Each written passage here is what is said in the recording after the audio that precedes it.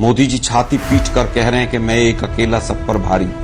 भाई भारी थे तो 9 साल तक क्या कर रहे थे मोदी साहब? आपने तो जिनके के खिलाफ सीडी निकाली, पुस्तकें निकाली, उनको सबको अपनी पार्टी में शामिल कर लिया वॉशिंग मशीन से धोकर। कितने झटके लगेंगे गौरव भाटिया जी कह रहे हैं। मुझे लगता है इनको सब पता है। ईडी और सीबीआई इन्हीं को रिपोर्ट कर रही है। आजकल लग रहा है कि किस किस को कहां झटके लगेंगे।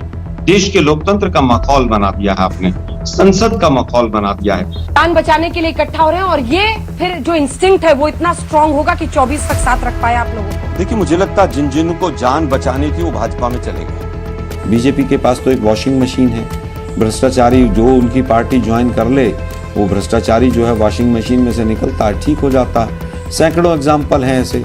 और वो भूल गए इलाहाबाद के तट पर गंगा के किनारे जब लाखों लाशें हिंदुओं की थी या मुसलमान की, किसी को पता था? वो अंतिम संस्कार का मौका नहीं मिला। अब कह रहे हैं साहब वो डॉल्फिन आ गई वहां पर। चीते भी आए थे थोड़े दिन पहले। 5 दिन तक पूरे हिंदुस्तान में चीते ही चीते दौड़ रहे थे। कई एंकर तो चीते की ड्रेस पहन के चीते दौड़ा रहे थे। अंजना जी, आपकी नहीं कह रहा हूं मैं। इनका द्वेष देखिए। अनुराग जी, किस तरह से वहाँ 4-6 लोगों का, ऐसा लगता है कि पूरी तरीके से कुश्ती का मैदान है जहाँ एक पहलवान बाकायदा 6 लोगों से लड़ रहा है और आखिरकार वो जीत जाता है। तो ये हैरानी तो होती है अपने आप में। आज हमने कई चैनल हैं जिनको बैन किया हुआ है। रिपब्लिक है, टाइम्स नाउ है, नव भारत है, तमाम चैनल्स हैं जिनके ऊपर कांग्रेस के आधिकारिक प्रवक्ता नहीं जाते हैं। हमने तो यहाँ तक देखा कि एंकर जो हैं ब्रेक में बीजेपी के प्रवक्ताओं को टिप्स देते हुए पकड़े गए। बीजेपी के प्रवक्ताओं को ये कहते पकड़े गए कि मैं ऐसे शुरू करूंगा सवाल, फिर आपको ये जवाब देना है, फिर हम ऐसे घेरेंगे। तमाम मौकों पर हमने देखा कि मैसेजेस आपस में एक्सचेंज हुए, क्वेश्चंस एक्सचेंज हो जाते हैं। इस लेवल तक डिबेट्स चली गई, तो बड़ा दुखद है।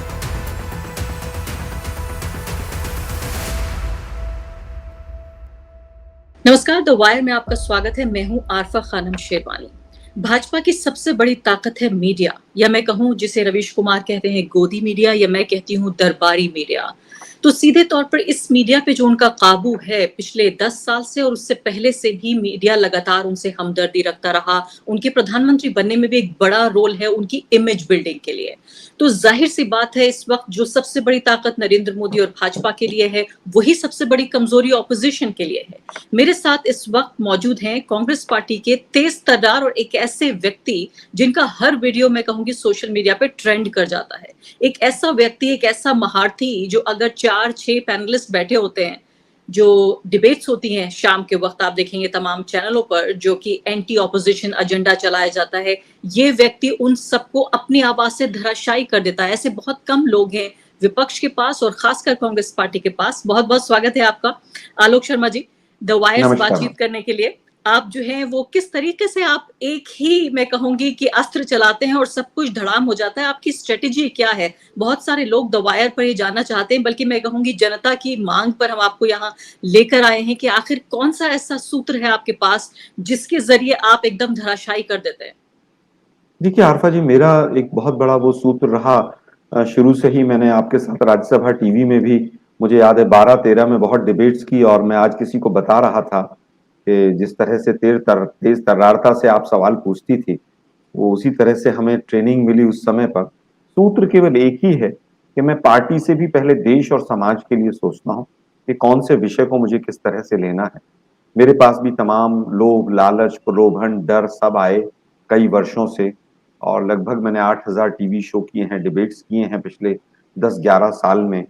मैंने हमेशा से विपक्ष की एक आवाज कैसे जनता के बीच में पहुंचाई जा सके, उसको निर्भीकता से भगवान को साक्षी मानकर पहुंचाने का प्रयास किया, और काफी हद तक मैं उसमें सफल भी रहा, क्योंकि मेरी आवाज में कहीं ना कहीं जो मुद्दा था या जिस मुद्दे को मैंने टैकल किया, माँ सरस्वती का आशीर्वाद तो रहा ही, साथ के साथ कहीं ना कहीं सच्चाई का धरातल भी परमात्मा ने दिया, जिस वजह से मैं शायद जो तमाम शब्द आपने गोदी मीडिया और तमाम कहे, मैंने उसके टक्कर लेने का अपना एक साहस जुटा पाया।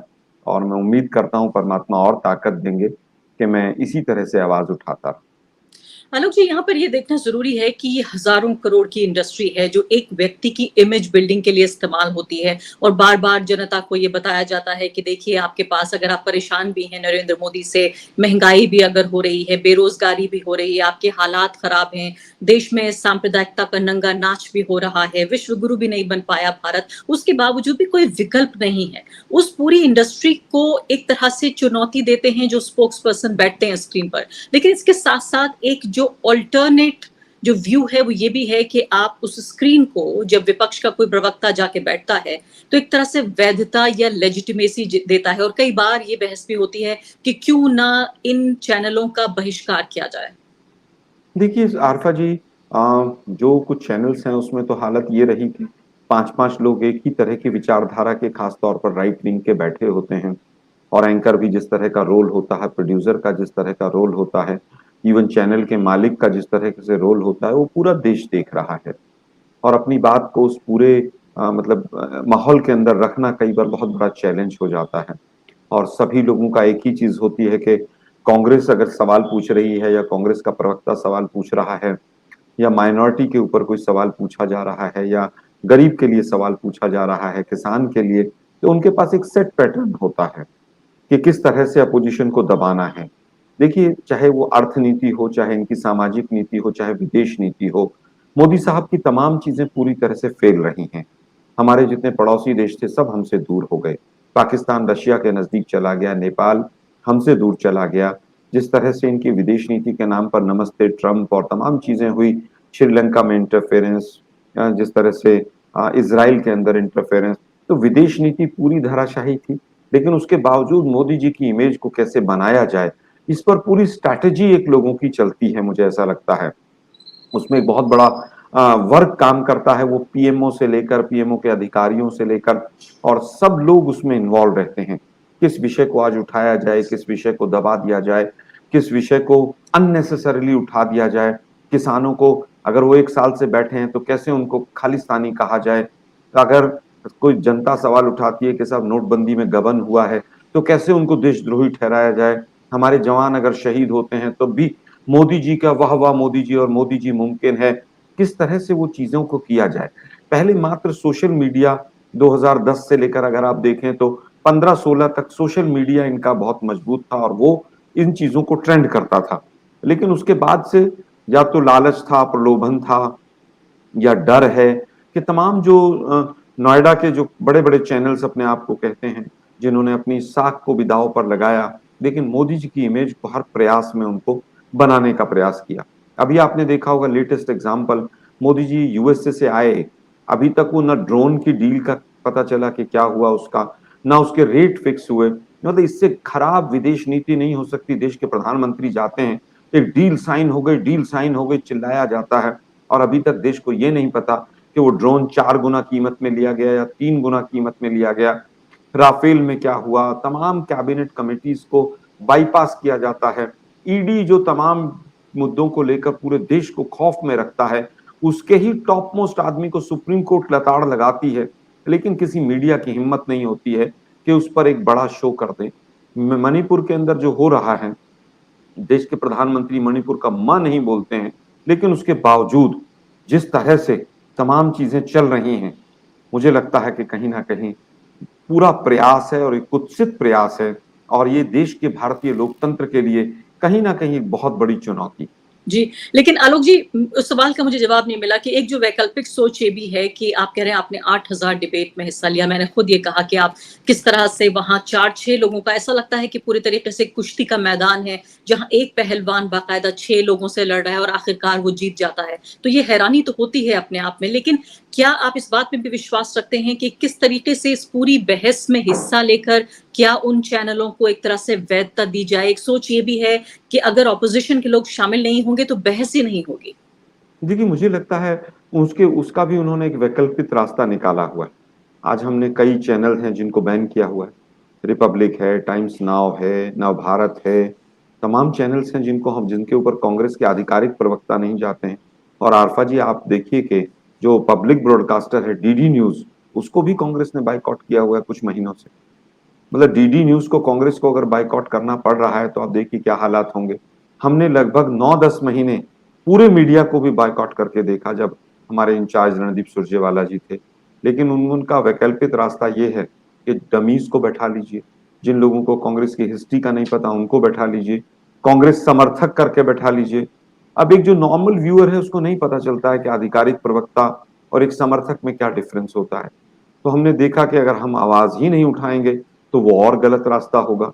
हम, क्योंकि उनका बहुत बड़ा एजेंडा है, उनके पास बहुत बड़ा तंत्र है।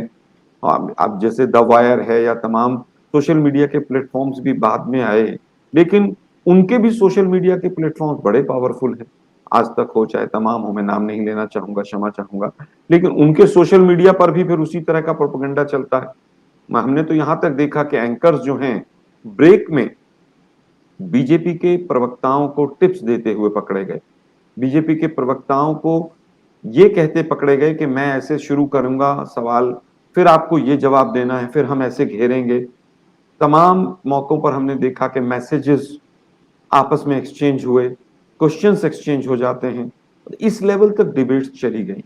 तो बड़ा दुखद है कि डिबेट और मीडिया भारतीय लोकतंत्र का जो चौथा स्तंभ माना जाता है वो जनता का विषय उठाएगा। बड़ी बड़ी हैरानी मुझे हुई भी और नहीं भी हुई। मैं भी एक जमाने में उसी टीवी का हिस्सा थी। आप कह रहे हैं ब्रेक में बाकायदा बीजेपी के प्रवक्ताओं को टिप्स वो देते हैं। अब अगली बात में आ जाती हूँ, और आपने अच्छा हुआ इस बात को साफ भी कर दिया। कई बार हमारे खुद चैनल के जो दर्शक हैं वो भी बार बार ये कहते हैं कि कांग्रेस पार्टी के प्रवक्ता आखिर जाते ही क्यों हैं। आपने कहा कि सिंपैथाइजर या सपोर्टर के नाम पर किसी को भी बिठा लिया जाता है और जस्टिफाई किया जाता है, वो और भी ज्यादा खतरनाक है। बिल्कुल।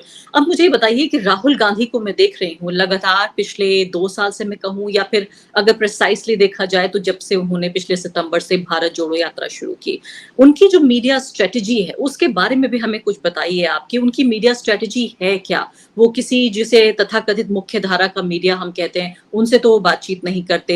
डिजिटल नेटवर्क्स के साथ भी बहुत ज्यादा मैं उनको इंटरेक्ट करते हुए नहीं देखती हूँ। 2019 में मैंने बहुत कई साल पहले उनका एक इंटरव्यू किया था।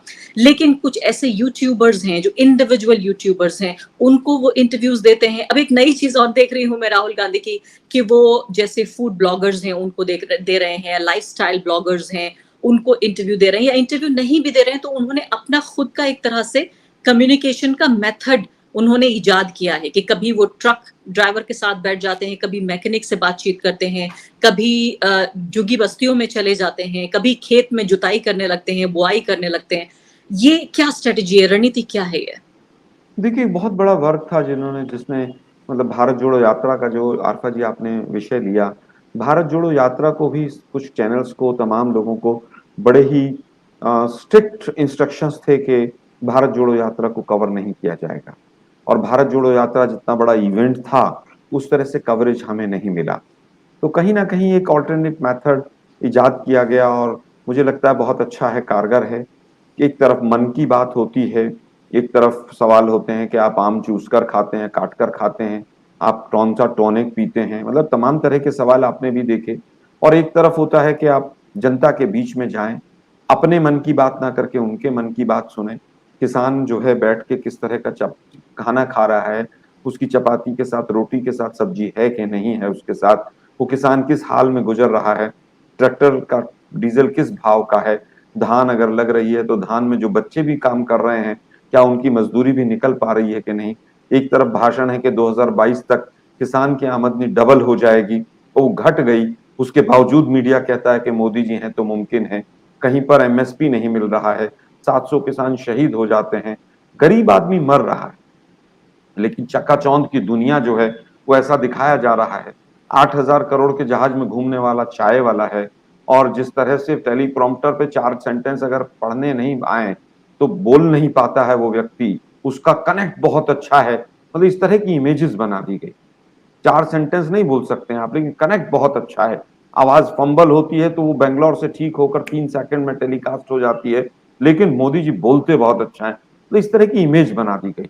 रुपया जो है वो डॉलर की तुलना में लगातार गिरा, सुसाइड रेट गिर गया, किसान की आत्महत्या के आंकड़े 2018 के बाद आने बंद हो गए, अनऑर्गेनाइज सेक्टर में मजदूर ने आत्महत्या करनी 47% ज्यादा कर दी, चाइना ने हमारे पूरे घर को एक्सपोर्ट से भर दिया, लेकिन उसके बावजूद मोदी जी ने कमाल कर रखा है। तो इस तरह की इमेज के बीच में शायद माननीय राहुल गांधी जी ने समझा कि जनता के बीच में जाया जाए, मैकेनिक क्या सोच रहा है, मैकेनिक क्या कर रहा है। एक वो जो बच्चा है, अपने पिता के साथ टायर का पंचर लगा रहा है, उसकी जीविका चल रही है कि नहीं चल रही है। मुझे तो लगता है स्कूल्स में भी जाना चाहिए। कोरोना के बाद एक बहुत बड़ा रेट ड्रॉप आउट्स का हुआ है, जिसके ऊपर कोई ध्यान नहीं दे रहा है। बच्चे जो 8वीं 9वीं में थे, वो धीरे धीरे अपने माँ बाप के साथ काम में लग गए। नहीं, लेकिन ड्रॉप आलोक आउट जी, बीच में से एक सवाल ये पूछ लेती हूँ, चूंकि जो ओरेटरी का जिक्र हो रहा है कि बहुत बेहतरीन प्रवक्ता हैं, ये बात मैं उन लोगों को भी कहते सुनती हूँ जो कि भाजपा के समर्थक नहीं है। हालांकि मेरा ये मानना नहीं है, मैंने कभी नहीं माना कि नरेंद्र मोदी एक बहुत अच्छे वक्ता हैं, चाहे मैं उनकी राजनीति और उनकी नीतियों से असहमत होने के बावजूद अगर वो अच्छे वक्ता होते तो शायद मैं कहती, मेरा भी वही है, बिजनेस ऑफ कम्युनिकेशन। लेकिन मैंने देखा है कि आपकी भी पार्टी में शशि थरूर जैसे लोग और भी कई लोग कहते हैं कि भाई नरेंद्र मोदी बहुत अच्छे वक्ता हैं। आप लगता है इस बात से सहमत नहीं है? आपकी पार्टी के लोग क्यों मानते हैं कि वो बहुत अच्छे वक्ता हैं? मैंने तो देखा अभी रिसेंट एग्जांपल आप देखिए यूएस में कि उनको 4 शब्द बोलने थे, यूएस से पहले वाला उनका ट्रिप था, उनको 4 शब्द बोलने थे यूक्रेन के राष्ट्रीय अध्यक्ष के सामने, तो वो भी डायरी पढ़ के बोल रहे थे। तो मैं ऐसे व्यक्ति जो 4 शब्द नहीं बोल पा रहा है, उसे आपकी पार्टी के लोग भी कहते हैं उनको कि बड़े बेहतरीन वक्ता हैं, वो बहुत एक्स्ट्राऑर्डिनरी ओरेटर हैं। देखिए, मुझे लगता है शशि थरूर जी भी बहुत पढ़े लिखे इंसान हैं, काफी नॉलेजेबल है। उनके किसी व्यक्तिगत टिप्पणी पर मेरा कोई अधिकार नहीं है कि मैं उस पर टिप्पणी करूं उनके किसी वक्तव्य के ऊपर। मेरे अपने पर्सनल ऑब्जर्वेशंस जो हैं वो ये है कि जिस व्यक्ति के मतलब जो दिल्ली यूनिवर्सिटी में गए और कहते हैं मैं दिल्ली यूनिवर्सिटी का प्रोडक्ट हूं, और वहां पर अगर कन्वोकेशन पे जाते हैं और वहां पर दिल्ली यूनिवर्सिटी ही उनको नहीं कहती है कि हमारे प्रोडक्ट हैं, एंटायर पॉलिटिकल साइंस की डिग्री हो, तो उनकी किस एंगल से उनका सब्जेक्ट में पकड़ होगी, वो वर्ल्ड जियोपॉलिटिक्स के बारे में कितनी नॉलेज रखते होंगे, मतलब ये बहुत बड़े सवालिया निशान। और गैस से, पाइपलाइन से, वो नाले से गैस बनेगी और राडार और पता नहीं कौन कौन से विषय हैं। लेकिन देश का मीडिया उनके एक बयान को कि आलू डालिए और सोना निकलेगा, मोदी जी का बयान था, और उसके बावजूद वो राहुल गांधी जी के नाम पर चला दिया गया। तो मुझे लगता है एक बहुत बड़ी इंडस्ट्री है, एक बहुत बड़ा वर्ग है जो उनको प्रोटेक्ट करता है इस चीज के लिए। उनका जब जब फेलियर होता है तो अगले दिन तमाम मीडिया चैनल्स के सर्वेज आने शुरू हो जाते हैं, मोदी वर्सेस राहुल, फलाना ढिकड़ा। मैंने एक दिन पूछा, मैंने कभी आपने अपोजिशन में तो 6 लोग ले लिए, केजरीवाल 2%, नीतीश जी 5%। मैंने कहा आप लोगों की हिम्मत नहीं होती कि योगी आदित्यनाथ को भी मोदी जी के पैरेलल रख दें आप? तो पूरा मीडिया का एक स्ट्रेटेजी के तहत उनके इमेज को कैसे बिल्ड किया जाए। मोदी जी आते हैं, यूएस से ढोल नगाड़े टैक्स पेयर्स के पैसे से खर्च किया जाता है, कहां से पैसा आता है किसी को नहीं पता है। उनकी इमेज को बनाने के लिए पूरा काम ही ये होता है। मोदी जी के 9 साल के शासनकाल में मैंने एक बीजेपी के वरिष्ठ प्रवक्ता से पूछा कि भाई अभी तो हमें नहीं पता ड्रोन किस रेट में आया और आएगा भी कि नहीं आएगा। ताइवान ने डील कैंसिल कर दी 4 दिन पहले, चाइना हमारे ऊपर तंज कस रहा है, लेकिन मुझे बता दीजिए 9 साल में कोई एक बड़ी डील बता दीजिए मुझे। भाई आप प्राइवेट लोग अगर वहां से कोई टेक्नोलॉजी लाकर प्रोडक्ट बना रहे हैं तो क्या देश के प्रधानमंत्री की विदेश नीति का हिस्सा है क्या? आप अडानी को अगर ठेके दिलवा रहे हैं तो क्या ये विदेश नीति है क्या? आप अगर दूसरी छोटे देशों को दबाव देके और किसी एक व्यक्ति विशेष को काम दिलवा रहे हैं तो क्या ये विदेश नीति है क्या? विदेश नीति तो यह है कि आप किस तरह से जियोपॉलिटिकली अलाइन करते हैं, कैसे आप जो हमारी पुरानी नीति आई है विदेश नीति, उसको कि भाई हम नॉन अलाइन मूवमेंट में चलेंगे, कैसे हम उसको रख सकते हैं। हम अगर जो बाइडेन के खिलाफ नमस्ते ट्रंप चला रहे हैं तो इससे बड़ा क्या मतलब विदेश नीति का फेलियर हो सकता। वही जो बाइडेन 2 साल तक हमें 2 साल तक एम्बेसडर नहीं देते हैं देश को, हम कहते हैं मास्टर स्ट्रोक है। अरे भाई 1.5 पेज का वो जम्मू कश्मीर के खिलाफ लिखकर चुनाव लड़ते हैं, क्यों? क्योंकि आप नमस्ते ट्रंप और हाउडी मोदी और पता नहीं क्या क्या करते हैं। उसके बाद अगर वो ट्रंप हार जाते हैं तो अब विदेश नीति आपकी फेलियर है पूरी तरह से। आलोक जी, मैं थोड़ा सा राहुल गांधी पे वापस आ जाती हूँ। आपने कहा कि भाई जो गोदी मीडिया है उसको ये हुक्म हुआ कि नहीं दिखाना है भारत जोड़ो यात्रा, और वाकई भारत के इतिहास में इतना बड़ा राजनीतिक घटनाक्रम हमारी आंखों के सामने हो रहा था जिसको कोई भी दिखाने को तैयार नहीं था। अभी मैं हाल ही में देखें तो तेलंगाना गए थे राहुल गांधी, जहां पर बहुत बड़ी तादाद में लोग वहां पर मौजूद थे और खुद जो पब्लिसिटी डिपार्टमेंट है आपका वो वीडियोस दिखा रहा था। लेकिन मैं आपसे 2 चीजें जानना चाहती हूँ। पहली बात तो ये है कि जब जो मीडिया आपको स्पेस नहीं दे रहा है, जो मुख्य धारा का मीडिया है, अब जाहिर है इसमें करोड़ों की तादाद में टीवी की स्क्रीन हैं जो अलग अलग जो भारत के दर्शक हैं वो देखते हैं, वही लोग जो दर्शक हैं वो वोटर भी हैं।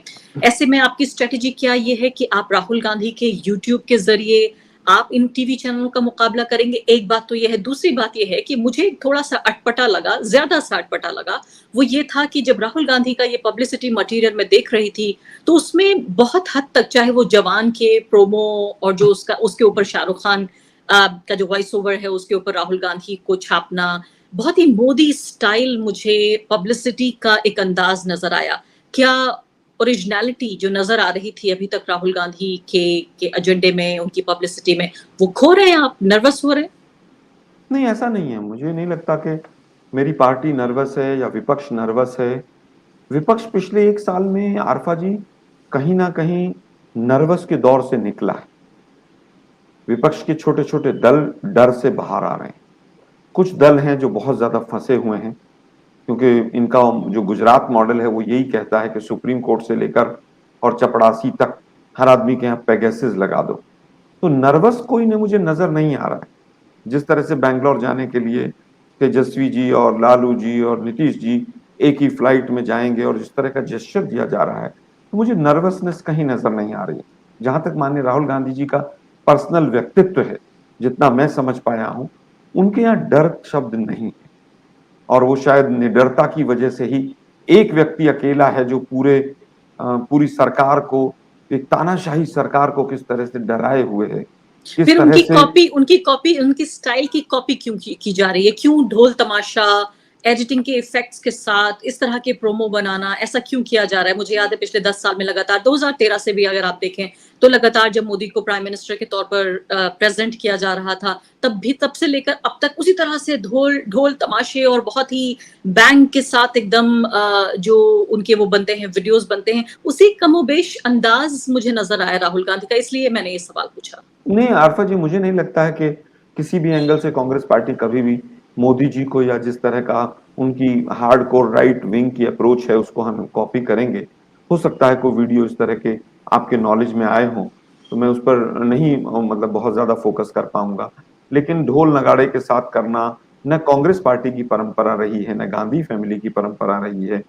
और तमाम जो राज्य हैं उनकी किस तरह के रिवाज हैं। अब जैसे आप आंध्रा में जाएंगे तो वहां ढोल नगाड़े का ज्यादा प्रचलन होगा, बड़े होर्डिंग होंगे। आप अगर तमिलनाडु में जाएंगे तो पोस्टर बड़े मिलेंगे आपको, और 20-20 फुट के कपड़े के और उसके कागज के पोस्टर मिलेंगे। तो कहीं ना कहीं हर राज्य का अपना एक पब्लिसिटी का, पॉलिटिकल पब्लिसिटी का एक तरीका होता है। हो सकता है कहीं पर कोई चीज ऐसी रही हो, क्योंकि वही एजेंसीज, वही कॉर्पोरेट हाउसेज वहां भी कई बार काम करते हैं, उनको कॉपी करने वाले यहाँ पर भी आ जाते हैं। ठीक है, लेकिन मुझे आपकी नहीं बात मुझे लगता कि समझ हम में आ गई। जी हाँ, ठीक है। आलोक जी, अब मैं चाहती हूँ अगले 10 मिनट हम उस विचार पे बात करें कि किस विचार को लेकर कांग्रेस पार्टी अब अगले 2024 के चुनाव में उतरेगी। आपसे बातचीत करने से पहले मैं ये सोच रही थी कि 10 साल में पिछले जिस तरह का माहौल बनाया गया है कि भी देखिए, नरेंद्र मोदी, आरएसएस, बीजेपी, ये सब मिलके हम हिंदू राष्ट्र बनाना चाहते हैं। ये वोटर्स को बता रहे हैं, जो भाजपा, आरएसएस और नरेंद्र मोदी, उसका एक चेहरा है, मुखौटा है। क्या कांग्रेस पार्टी के पास उसके विकल्प के तौर पे कोई एक ऑल्टरनेट आइडिया है, कोई वैकल्पिक विचार है कि हम हिंदू राष्ट्र नहीं बनाना चाहते, तो हम देश को ये बनाना चाहते हैं, ये हमारा मॉडल है? क्योंकि आप इतना तो समझ लीजिए कि बहुत ज्यादा इस वक्त भारत में जितनी अवेयरनेस पिछले 60-70 साल में कांग्रेस पार्टी ने जगाई या नहीं जगाई, इसका कहीं ना कहीं आपको इल्जाम भी लेना होगा कि सेक्युलरिज्म को लेकर, उदारता को लेकर, लिबरलिज्म को लेकर, इन तमाम वैल्यूज को लेकर बहुत कोई वोट नहीं है। इस पे लोग बात कर सकते हैं, कुछ पढ़े लिखे लोग रोमांटिसाइज कर सकते हैं इन विचारों को, लेकिन इसको लेकर आपको कोई वोट देगा, मेरे ख्याल से तो आप भी नहीं सोच रहे हैं। तो ऐसे में रणनीति क्या है जब ये ध्रुवीकरण की राजनीति होती है, हिंदू राष्ट्र को ऑफर किया जाता है कि भाई आप हमें वोट देंगे तो हम आपके लिए ये हिंदू राष्ट्र लाएंगे, कांग्रेस पार्टी क्या देगी? देखिए आरफा जी, इसमें मैं कहीं ना कहीं अपनी पार्टी की कमी भी मानता हूँ कि इतनी स्ट्रॉन्ग जो एक उन्होंने एक लाइन खींची है और एक डिवाइड पैदा कर दिया है, उसको शायद हम उस ढंग से टैकल नहीं कर पाए। वो बहुत सिस्टमैटिक वे में करते हैं। जब देश के प्रधानमंत्री 80-20 की बात करें या शमशान कब्रिस्तान की बात करें, उनके सांसद रामजादे और दूसरे शब्द का इस्तेमाल करें, गोली मारने वाले लोग संसद में बैठे हैं, तो जिस तरह की रणनीति कांग्रेस पार्टी की होनी चाहिए थी, शायद मुझे लगता है कि कहीं ना कहीं उसमें कमी रही है। जहां तक आपका शब्द है हिंदू राष्ट्र, देखिए वो बहुत सिस्टमैटिक वे में देश को, क्योंकि उनका पुराना इतिहास ब्रिटिशर्स के टाइम से आरएसएस का वही रहा है कि किस तरह से डिवाइड एंड रूल करें। और जितना वो उनकी सरकार राज्यों में और केंद्र में फेल होती है, वो उतना उस मुद्दे को उठाते हैं। आप देखिए उत्तराखंड और यूपी का चुनाव था तो तमाम मुद्दे ज्यादा उठे। जिस तरह से तमाम धर्म संसद आनी शुरू हुई, हरिद्वार में धर्म संसद हो रही है, इंदौर में हुई थी, उज्जैन में हुई थी, कहाँ हुई थी, जिसमें महात्मा गांधी को देशद्रोही और तमाम शब्दों का इस्तेमाल हुआ। तो मुझे लगता है कि बहुत सिस्टमैटिक वे में आरएसएस की जो तमाम शाखाएं हैं वो काम कर रही हैं। आज हालत यह है कि एक माइनॉरिटी का या दलित का बच्चा अगर अच्छे कॉलोनी में जाकर एक कमरा लेकर पढ़ना भी चाहे तो पढ़ नहीं सकता है, उसको कमरा नहीं मिलेगा सरनेम देखकर। मैं एक इंटरव्यू बोर्ड में बैठा था, एक बच्ची टीचर का एक इंटरव्यू देने आई जो मुस्लिम नेम था, मैं नाम नहीं डिस्क्लोज करूंगा, ना स्कूल का ना उसका। तो पहले ही इंटरव्यू लेने वालों ने 4 लोगों ने मुझे कहा कि भाई शर्मा जी इनको तो रहने ही देते हैं। जब इस लेवल पे मैंने उन बच्ची को सेलेक्ट किया, 2 साल उसने उस पब्लिक स्कूल में पढ़ाया, फिर उसका गवर्नमेंट स्कूल में सिलेक्शन हुआ। तो जब इस तरह से डिवाइड हो जाएगी सोसाइटी, समाज, तो जिस तरह की अपोजिशन की स्ट्रैटेजी होनी चाहिए थी वो शायद हमारे पास नहीं रही। उन्होंने अपने कुछ पॉलिटिकल अपोनेंट्स को भी अपने एजेंडे में तैयार कर लिया है। जैसे केजरीवाल है, केजरीवाल पूरी तरह से उनके एजेंडे में काम करते हैं, चाहे किसान का मुद्दा हो, चाहे वो तबलीग की जमात का मुद्दा हो, चाहे मीडिया को हैंडल करने का मुद्दा हो। ओवैसी है, ओवैसी का भी सेम बिल्कुल जो गाइडलाइन वो देते हैं उसी पर चलते हैं। ओवैसी अगर 3 सीटों पर चुनाव लड़ रहे थे कर्नाटक में, लेकिन उनका जो मीडिया था वो ओवैसी को दिखाते थे, हर में उनका प्रवक्ता बैठता था। गुजरात में मात्र 7 सीटों पर चुनाव लड़ी ओवैसी की पार्टी, लेकिन हिंदू मुस्लिम करने में वो पूरी मदद करते हैं। आप देखिए कि ओवैसी ने 2022 के अंदर जनवरी में एक स्टेटमेंट दिया, मैं एक एग्जांपल देता हूं कि मैं योगी जी को चैलेंज करता हूं कि वो मेरे से इस मुद्दे पर बात करें। 10 मिनट में एएनआई का इंटरव्यू लेने वाला पहुंच जाता है योगी जी के पास, वहां से रिस्पॉन्स आता है कि हमें चैलेंज स्वीकार है। मतलब पूरा एजेंडा उनका चलता है, मीडिया उसमें एक सीमेंटिंग फोर्स का काम करता है। उनका जो पूरा पैटर्न है, मतलब जो इमारत बनती है, ईंटें जातिवाद की हैं और जो मसाला है वो धर्म का है उनका, और प्लास्टरिंग जो है वो मीडिया कर देता है चकाचौंध की। अंदर क्या है वो पता नहीं चल पाता है। आपका जो मूल सवाल है कि क्या कांग्रेस उसके लिए इक्विप्ड है कि नहीं है, सेक्युलर जो है, सेक्युलरिज्म का वो जो वर्ड है ये बहुत अच्छा शब्द था, और भारत में जिस तरह की विविधता है, सेक्युलरिज्म हो या विविधता को कैसे मेंटेन किया जाए वो बहुत जरूरी है देश के लिए। ये देश केवल काउ बेल्ट नहीं है, ये देश केवल हिंदी भाषा की जो बेल्ट है, जहां तक नोएडा के चैनल्स की रीच है, केवल वो देश नहीं है। ये साउथ इंडिया अलग है, ईस्ट अलग है, नॉर्थ ईस्ट अलग है, और मणिपुर को देखने के बावजूद भी देश की जनता नहीं समझ पा रही है। नहीं तो फिर आलोक जी जवाब क्या हुआ? मैं कह रही हूँ कि क्या एक इस तरह के कंफ्यूज मैसेजिंग के साथ आप जाएंगे 2024 में, या भारत जोड़ो का जो एक सिंगुलर मैसेज था कि देखिए ये एंटी कम्युनल सांप्रदायिकता के खिलाफ ये यात्रा है, राहुल गांधी और उनकी पार्टी क्या इसको लेकर एक सोच है? मैं ये समझना चाहती हूँ कि चूंकि एक क्लियर मैसेजिंग मुझे सिर्फ नजर आई वो थी भारत जोड़ो के जरिए, क्या यही 2024 तक की मैसेजिंग रहेगी, या ये कंफ्यूज होकर इसमें आप आ जाएंगे राष्ट्रवाद के मुद्दे पर, या मैं कहूंगी सुरक्षा के, राष्ट्रीय सुरक्षा के मुद्दे पर, या फिर महंगाई के मुद्दे पर, या इन तमाम मुद्दों का एक तरह से कोई मिश्रण होगा, कोई सिंगुलर मैसेजिंग होगी 2024 की? देखिए, सिंगुलर मैसेजिंग नहीं हो सकती है। मैसेजिंग तो होलिस्टिक अप्रोच में ही रहेगी। आंतरिक सुरक्षा का मुद्दा भी रहेगा, इनके झूठ भी रहेंगे, महंगाई भी रहेगी, बेरोजगारी भी रहेगी, किसान का मुद्दा भी रहेगा। और मुझे लगता है कि कोएलिशन गवर्नमेंट्स का युग है। 18 तारीख को, जो 17-18 तारीख को बेंगलोर में मीटिंग होने जा रही है, इसमें मुद्दे क्या होंगे इस पर एक चर्चा होना मुझे लगता है कि अहम विषय होगा, और कांग्रेस पार्टी उसमें अपना मत रखेगी।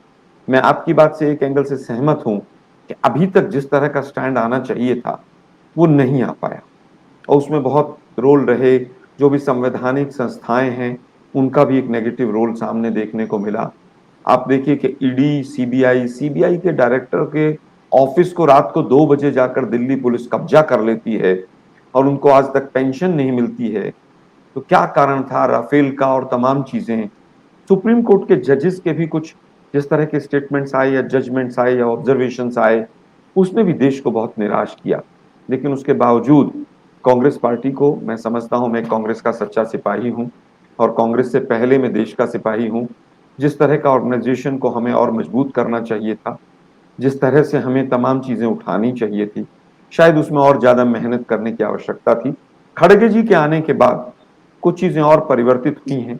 मुझे लग रहा है कि ग्राउंड पे हम ज्यादा मजबूत होंगे आने वाले टाइम। जी हाँ, अभी मैं देख रही थी जयराम रमेश का जो ट्वीट था, उन्होंने खासकर एक बड़ा महत्वपूर्ण मुद्दा उन्होंने उठाया कि किस तरीके से जो संसद के जरिए जो अप्रूव्ड बजट था अलग अलग मिनिस्ट्री के लिए, पब्लिसिटी के लिए, उन तमाम मिनिस्ट्री से उन बजट को, उन पैसे को उठाकर सेंट्रल ब्यूरो ऑफ कम्युनिकेशन जो कि जो सूचना और प्रसारण मंत्रालय के तहत काम करता है, उसमें ये डाइवर्ट किया जा रहा है। तो 2023-24 के लिए जो फंड 200 करोड़ होना था, अब वो ये कह रहे हैं कि मई में जो ये फैसला हुआ है, मई का जो ऑर्डर है उसके तहत अब ये 750 करोड़ रुपए हो जाएगा। तो जिस चीज को मैंने शुरुआत की थी इंटरव्यू से, उसी पे मैं खत्म भी करना चाहती हूँ कि अब ये 200 करोड़ के बजाय 750 करोड़, चाहे पार्लियामेंट ने अप्रूव किया या नहीं किया, लेकिन मोदी सरकार के लिए तो इतना पैसा अवेलेबल है।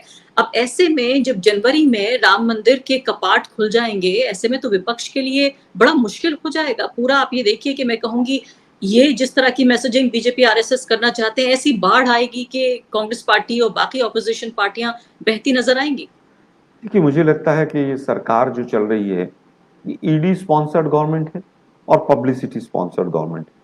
7-8 हजार करोड़ रुपए का एडवर्टीजमेंट के साथ मोदी जी आगे मूव करते हैं, तो उस एडवर्टीजमेंट का क्या क्या प्रभाव है ये पूरा देश देख रहा है। आप देखिए, चुनाव आता है तो अखबारों के पन्ने पे जो इनका 3 रंग का भगवा कलर की पट्टियां होती हैं, पट्टियां बदल जाती हैं। ये पैसा ही सब कुछ करता है। सोशल मीडिया पर हर तीसरी चौथी पोस्ट जो है मोदी जी की है। आप ट्विटर हो, गूगल हो, तमाम ऑफिसेस को डरा कर धमका कर रखना चाहते हैं। बीबीसी अपनी डॉक्यूमेंट्री नहीं ला पाती है। तो हर तरह से हम बार बार जो कह रहे हैं कि लोकतंत्र की हत्या हो रही है, द वायर के माध्यम से मैं जनता को कहना चाहूंगा कि यही जो आरफा जी ने तमाम चीजें हमें बताई कि आप असली मुद्दों को भटकाएंगे और इस तरह के मुद्दे लेकर आएंगे जिनका देश की जनता से सरोकार नहीं।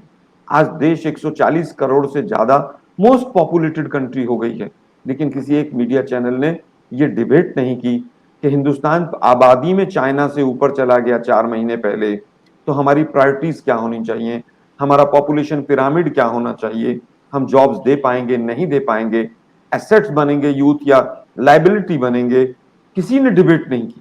तो मुझे लगता है देश की जनता समझ रही है इन चीजों को। आरफा जी, मैं ग्राउंड पे बहुत काम करता हूं। मैं अभी भी, आप देखिए मेरा गला बैठा हुआ है, मैं 3 दिन से मध्य प्रदेश के इंटीरियर्स में था। बहुत लोगों से मैंने चर्चाएं की हैं। मुझे लगता है जमीन पर हालात बदल रहे हैं। जो लोग मोदी जी की भक्ति करते थे, जो लोग आरएसएस को भगवान मानते थे, उनको अब समझ आने लगा है। एक अच्छा खासा वर्ग कांग्रेस की तरफ वापस लौट रहा है। मध्य प्रदेश, आप देखिए तेलंगाना की भीड़, छत्तीसगढ़ और राजस्थान, ये चारों राज्य कांग्रेस पार्टी जीतेगी और बहुत अच्छे बहुमत से जीतेगी। लेकिन उसके बाद हम मार्च, अप्रैल, मई राम मंदिर के कपाट खुलना और तमाम चीजें जो हैं, उसके लिए हमें स्ट्रैटेजी बनानी होगी कि भाई राम मंदिर ठीक है, सुप्रीम कोर्ट ने एक आदेश दिया, राम मंदिर बन रहा है। वीएचपी के लोगों ने तमाम जमीनें हड़पी, वहां पर 10 मिनट के अंदर दूसरी रजिस्ट्री हुई, करोड़ों रुपए के गबन हुए। ये सब चीजें हमें पहुंचानी होंगी कि राम मंदिर इंपॉर्टेंट नहीं, राम राज्य इंपॉर्टेंट है। यूपी में अगर एक लड़की को रात को 2 बजे मिट्टी का तेल जलाकर पुलिस और डीएम की मौजूदगी में उनकी नॉलेज में डालकर जला दिया जाता है, तो वो राम राज्य होना चाहिए या केवल राम मंदिर के कपाट खुलने से बेरोजगारी कहीं पर दूर हो सकती है। एक मैं छोटा सा एग्जांपल देता हूं। हरिद्वार में बीएचईएल में 300 लोगों को बाहर किया गया। एक फैक्ट्री थी, उसमें से 300 में से 289 लोग, 289 हिंदू थे, 11 लोग केवल माइनॉरिटी के थे। तो हिंदुओं को भी, भाइयों को भी समझना होगा कि ये जो हिंदू मुस्लिम का डिवाइड करके हमें जिस तरह का एक व्यू रचना करते हैं, अब नया शगुफा यूसीसी ले आए हैं। मणिपुर देखने के बाद भी देश की जनता समझे कि यूसीसी केवल और केवल किस तरह से डिवाइड एंड रूल किया जाए, उसमें हिंदू अनडिवाइडेड फैमिली का कोई नहीं है, 371F का कुछ लेना देना नहीं है, पूरा नॉर्थ ईस्ट जल जाएगा। किस तरह से क्या करेंगे आप, कोई क्लैरिटी नहीं। देश के प्रधानमंत्री हर चुनाव से 1 साल पहले लॉ कमीशन बना के बैठ जाते हैं, दुर्भाग्य है। लेकिन आप देखिए यूसीसी के मुद्दे को देश के प्रधानमंत्री ने जिस फोर्स के साथ उठाया, जनता ने उस फोर्स के साथ एक्सेप्ट नहीं किया। जी हाँ, आलोक जी बहुत बहुत शुक्रिया आपका हमसे बातचीत करने के लिए, और उम्मीद हम ये करते हैं कि एक तरह के ये संदेश के तौर पर भी आपकी पार्टी के पास जाए। और खासकर मेरा इंटरेस्ट इसलिए भी है ये तमाम बातें करने में, क्योंकि मैं समझती हूँ कि एक लोकतंत्र के लिए सत्ता पक्ष जितना जरूरी होता है, उतना ही मजबूती से खड़े रहना विपक्ष का भी जरूरी है। ऐसा ना हो कि हम एक पार्टी का देश, एक पार्टी की सरकार बन जाएं, जैसे बाकी देशों में हमने देखा है। बहुत बहुत शुक्रिया समय देने के लिए। Thank you. द वायर के और वीडियोस देखने के लिए सब्सक्राइब करें और बेल आइकन पर क्लिक करें। स्वतंत्र पत्रकारिता की आर्थिक मदद करने के लिए डिस्क्रिप्शन में दिए गए लिंक पर जाएं और अपनी राशि चुनें।